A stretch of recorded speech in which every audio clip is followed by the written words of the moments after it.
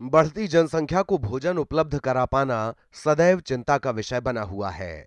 वैज्ञानिक इस समस्या के निराकरण के लिए सतत प्रयासरत हैं और इसी क्रम में वैज्ञानिकों ने अब एक और सफलता हासिल की है। अब बिना मिट्टी, पानी और सूरज के रोशनी के सब्जियां उगाई जा रही हैं। इसके लिए एरोपोनिक्स तकनीक का इस्तेमाल किया गया है। ये एक ऐसी तकनीक है जिसमें कोहरे और हवा वाले वातावरण में पौधे उगाए जाते हैं। इसमें पौधों को मिट्टी, पानी और सूरज की रोशनी की आवश्यकता नहीं पड़ती। फॉर्म में उगी सब्जियों में उर्वरकों का प्रयोग बिल्कुल नहीं किया गया है। कि जैसे आपने पूछा कि जो बिना मिट्टी के आलू उत्पादन की विधि, आपको उसको आम बोलचाल की भाषा में एरोपोनिक टेक्नोलॉजी कहते हैं, बिना मिट्टी के आलू के बीज का उत्पादन करना। तो यहाँ पे हमने 512 स्क्वायर मीटर में एरोपोनिक तकनीक का प्रदर्शन भी किया है और उत्पादन क्षमता भी बनाई है। तो इसमें ये रहता है कि ग्रो बॉक्स बना देते हैं। एक बॉक्स के अंदर हम काफ़ी सारे प्लांट्स लगाते हैं। पर स्क्वायर मीटर की बात करें तो 28 से लेकर 30 प्लांट पर स्क्वायर मीटर हम लगाते हैं। और इनको जो खाद और पानी दिया जाता है, देखिए हर पौधे को खाद पानी की रिक्वायरमेंट रहती है, तो वो नमी की तरह दिया जाता है। उनके जो रूट्स हैं वो सस्पेंडेड एयर में ही रहती हैं और उनको मिस्टर्स के थ्रू हम लोग खाद और पानी की फोक की तरह, जैसे आप धुंध देखते हैं उस तरह से इनको खाद पानी दिया जाता है। तो उसी में से जड़ें जो रहती है, फीडर रूट रहती हैं वो आलू की, वो अपना भोजन लेती रहती हैं।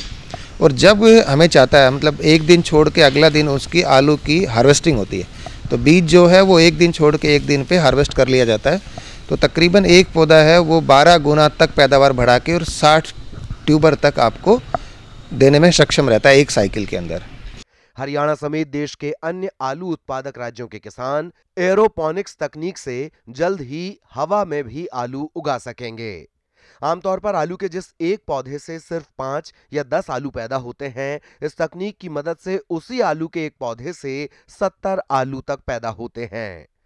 तो इस तरह से अगर बात करें तो बीज की जो पैदावार थी वो 12 गुना तक बढ़ जाएगी कन्वेंशन तरीके से।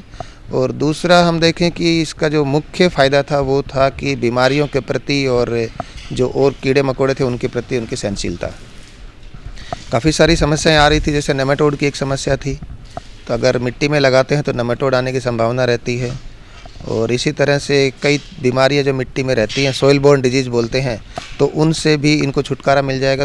देखिए किसान जो है वो तकरीबन सर्टिफाइड बीज लगाता है, उसकी अगर बात करें मात्रा की तो 15 क्विंटल तक उसको बीज की रिक्वायरमेंट रहती है।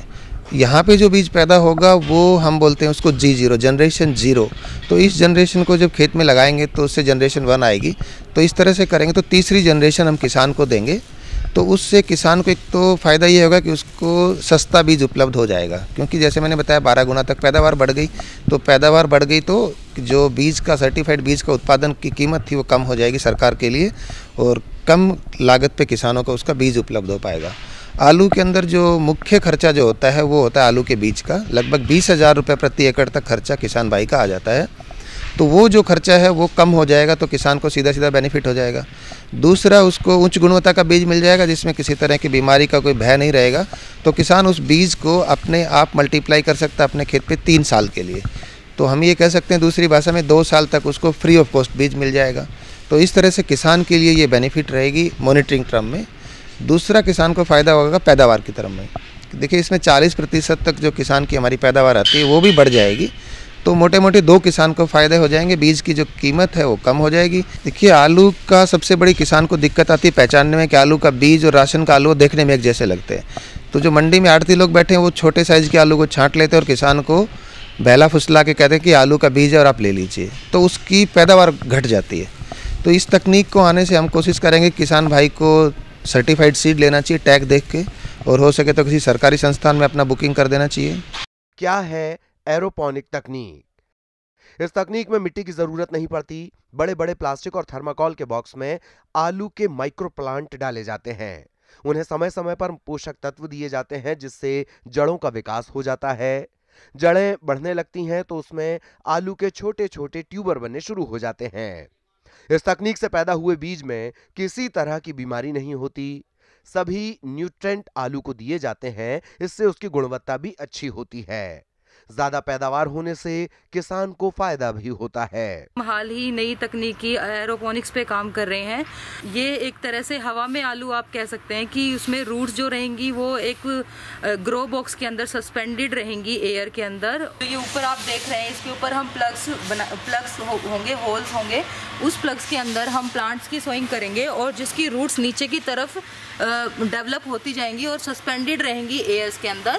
और उस एयर्स के अंदर जो रूट्स सस्पेंडेड रहेंगी उसके ऊपर हम आलू का बीज देख पाएंगे आने वाले टाइम में। जो सस्पेंडेड एयर के अंदर हवा में ही आलू के बीज का उत्पादन होगा। यह तकनीकी जो नॉर्मल ट्रेडिशनल तरीके से जो हम आलू के बीज का उत्पादन कर रहे हैं उससे लगभग 10 से 12 गुना तक हम इसके सीड का उत्पादन बढ़ा सकते हैं। और इसमें लगभग पूरे सीजन में 40 पिकिंग हो सकती हैं, पूरे सीजन में की बता रही हूँ मैं आपको। और इसमें 2 से 3 ग्राम के ट्यूबर को हम हार्वेस्ट कर सकते हैं। पहली पिकिंग जो होगी वो 45 से 60 दिन के अंदर हम पहली पिकिंग इसकी ट्यूबर की ले सकते हैं। एक पौधे से लगभग हम 40 पिकिंग, जैसे कि मैं बता रही हूँ कि 40 पिकिंग हम पूरे सीजन में कर सकते हैं।